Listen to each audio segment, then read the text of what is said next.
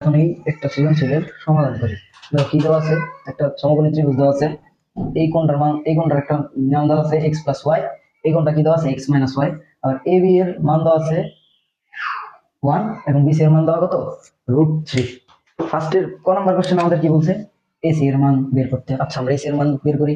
আমরা কি জানি, একটা সমকোণী ত্রিভুজের অতিভুজ স্কয়ার মানে AC square is equals two, এখানে লম্ব কোণটা ধরো এই কোণের সাপেক্ষে বের করতেছি, এই কোণের সাপেক্ষে করলে এটা লম্ব, এটা অতিভুজ, এটা এটা ভূমি, তাহলে লম্ব স্কয়ার এ বি স্কয়ার যোগ ভূমি স্কয়ার বিসি স্কয়ার।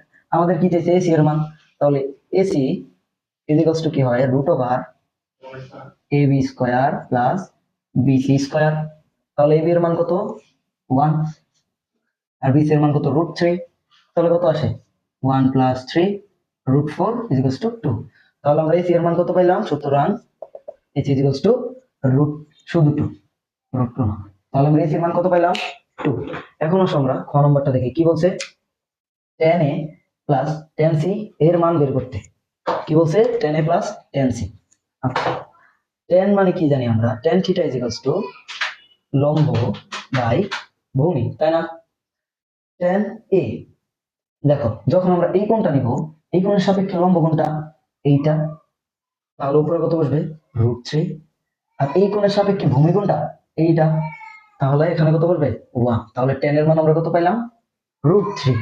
আবার tan c, এই কোণের সাপেক্ষে লম্ব কোণটা এইটা এবং এই কোণের সাপেক্ষে ভূমি কোণটা এইটা, তারপর তাহলে কি আসবে উপরের লম্ব 1 গুণ কত √3, কি আসছে 1/√3। এখন আমাদের কি চাইছে tan a plus tan c এর মান কত, কি দেওয়া আছে, তাহলে লিখি tan a plus tan c is equals two, মানগুলো বসাই দিই √3 প্লাস 1/√3, তাহলে কি আসবে √3 উপরে √3 3 প্লাস 1 ইজ ইকুয়ালস টু 4/√3।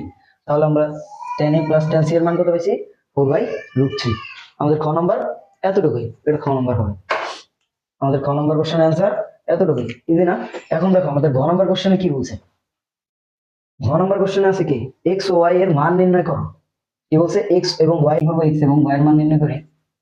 ধরে আমরা এই কোণের সাপেক্ষে ফার্স্টে tan নিলাম, আমরা খ নাম্বার কোশ্চেনে কি পাই tan ইজ ইকুয়ালস টু কি √3, তাই না।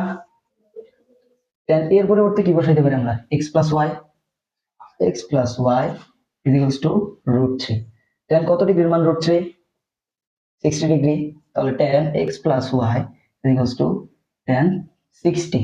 সুতরাং x plus y is equals two 60 পেলাম, এটাকে ধরলাম আমরা এক নাম্বার। আবার আরেকটা কি পাইছি tan c is equals two 1/√3, তাহলে c এর পরিবর্তে কি বসাইতে পারি আমরা x মাইনাস y, তাহলে tan x minus y is equals two tan কত ডিগ্রির মান 1/√3 30 ডিগ্রি, tan 30 ডিগ্রি। সুতরাং x minus y is equals two কত 30। এটা কি আমাদের 2 নম্বর সমীকরণ, তাই না। এখন 1 যোগ 2, 1 এবং 2 নম্বর সমীকরণকে যোগ করে দিই, কি আসে তাহলে x plus y is equals two 60, x minus y is equals two 30, y y কাটা,